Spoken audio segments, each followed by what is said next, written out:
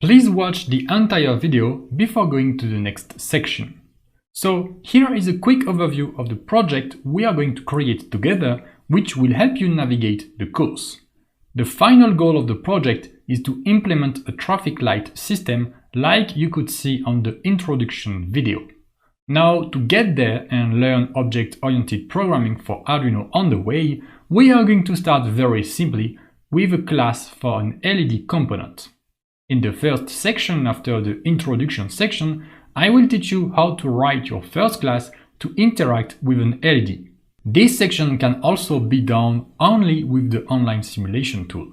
We are not going to use any hardware yet, just the built-in LED on the Arduino. The next section will also be about the LED class.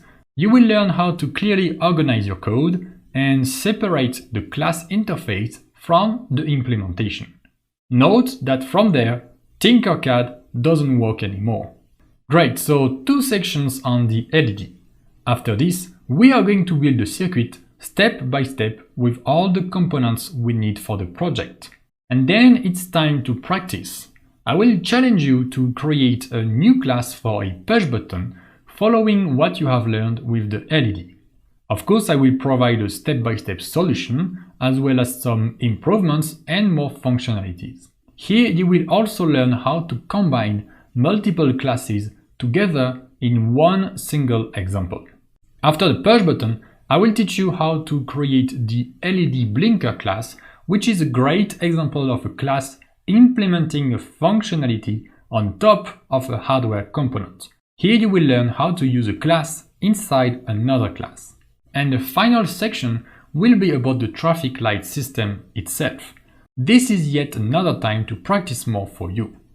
At this point, you will have all the knowledge you need, and I will challenge you to write the traffic light class by yourself as well as another class for a potentiometer.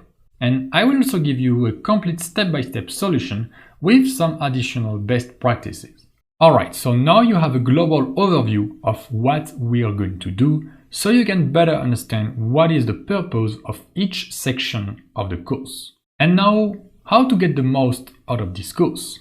So you have seen that you have some practice sections and teaching sections.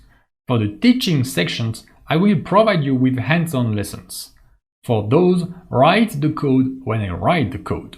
Don't just watch.